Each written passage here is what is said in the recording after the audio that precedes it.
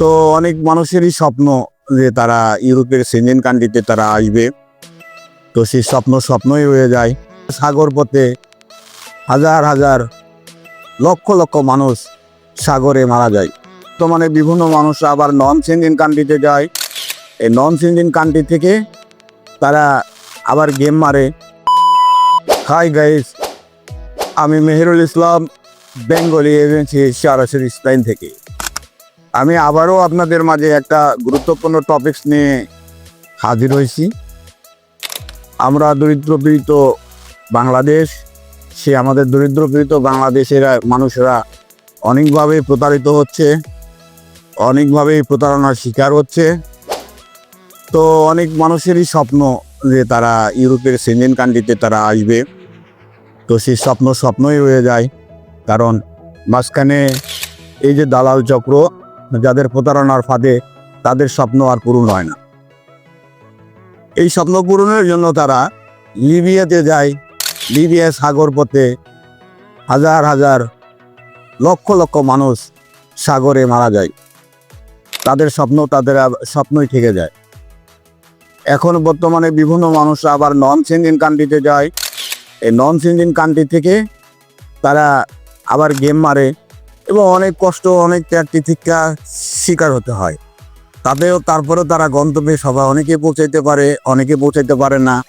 অনেকে গেমে ধরা খেয়ে আবার সেই সহজ সম্বল নিঃস্ব করে তাদেরকে আবার বাংলাদেশে ফিরে আসতে হয়। তো এখন বর্তমানে আমি এমন একটা দেশ সম্বন্ধে আপনাদের সামনে হাজির হয়েছি। সে দেশের নাম ইস্তোনিয়া। ইস্তোনিয়া হচ্ছে ইউরোপের একটা সেনজেন কান্ট্রি দেশ এবং খুবই একটি উন্নত একটা প্রযুক্তিপূর্ণ দেশ।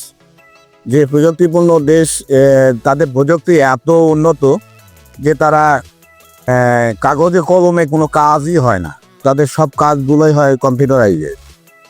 এবং এত উন্নত যে মানে তারা নেটওয়ার্কের ভিতর দিয়ে তারা ফ্রান্স, জার্মানি, নেদারল্যান্ডকে টিক্কা দেয়।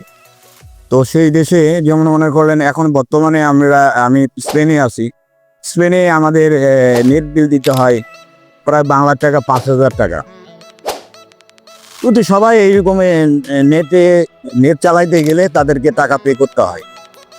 আর ইস্তোনিয়া এমন একটা জায়গা, যখন আপনি এয়ারপোর্টে নামবেন, এয়ারপোর্টে নামার পর থেকেই আপনার নেট বিল ফ্রি। তো খুবই এখন বর্তমানে যে সেনজেন কান্ট্রি, তো এই সেনজেন কান্ট্রিতে আপনি ইস্তোনিয়া ঢুকলে 27টা দেশে আপনি ঢুকতে পারবেন। 27টা দেশ। আপনি আপনার স্বপ্নের রাজ্য ইতালি বলেন, স্পেন বলেন, ফ্রান্স বলেন, নেদারল্যান্ড বলেন, ফিনল্যান্ড বলেন, সুইজারল্যান্ড বলেন, সেখান থেকে আপনারা সহজেই যেতে পারবেন। তো এখন ইস্তোনিয়া যেতে গেলে আপনাদের কি করতে হবে, বা ইস্তোনিয়াতে যেতে গেলে এখন ওয়ার্ক পারমিটের সময় অনেক সময় লেগে যায়। তো এখন আমি বর্তমানে যেটাকে বলা হয় ট্যুরিস্ট ভিসা আমি নিতে পারবো। সেক্ষেত্রে আপনাদেরকে কি করতে হবে, ট্যুরিস্ট ভিসার জন্য 2 মাসের ভিতরে আপনাদেরকে ফ্লাইট করতে পারবো এবং এই ভিসার মেয়াদ হবে আপনার হচ্ছে 3 মাস।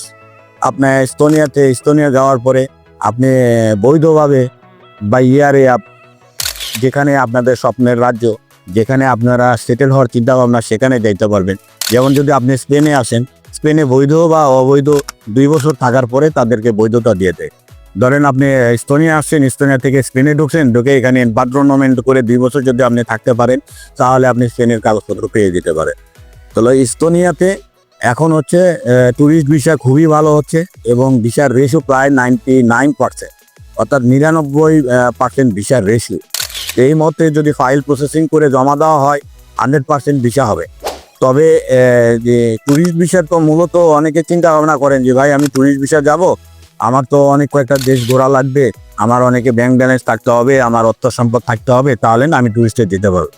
তবে এটারও একটা বিকল্প পথ আছে। তবে এখন যে বর্তমানে যে ইস্তোনিয়াতে যদি আসতে চান, যদি কেউ ট্যুরিস্টে যদি আসতে চান, তাহলে আমি তাদেরকে সহযোগিতা করব। তাহলে সেই ক্ষেত্রে আমরা যে ফাইল প্রসেসিং করা লাগে, আপনার ব্যাংক স্টেটমেন্ট থেকে শুরু করে আপনার যে কোনো ব্যবসার আইডি থেকে শুরু করে সব দিকে আমরা সাপোর্ট করব এবং আমরা চেষ্টা করে আপনাদেরকে দ্রুত ভিসার ব্যবস্থা করে দিতে পারবো। আর সবচেয়ে খুশির বিষয় হচ্ছে, আপনি বাংলাদেশ থেকেই সুইডেন এম্বাসি অথবা জার্মানি এম্বাসির ভিতরে বাংলাদেশ থেকে ডিএফএসের মাধ্যমে আপনি ফাইল প্রসেসিং করে জমা দিতে পারবেন এবং 1.5 মাসের ভেতরে আপনি রেজাল্ট পাবেন। এবং এখানে বাংলাদেশে আপনাকে ফিঙ্গার দিতে হবে এবং 2 মাসের ভিতরে আশা রাখি যে ভিসা পাওয়া যাবে, সম্ভাবনা 99%।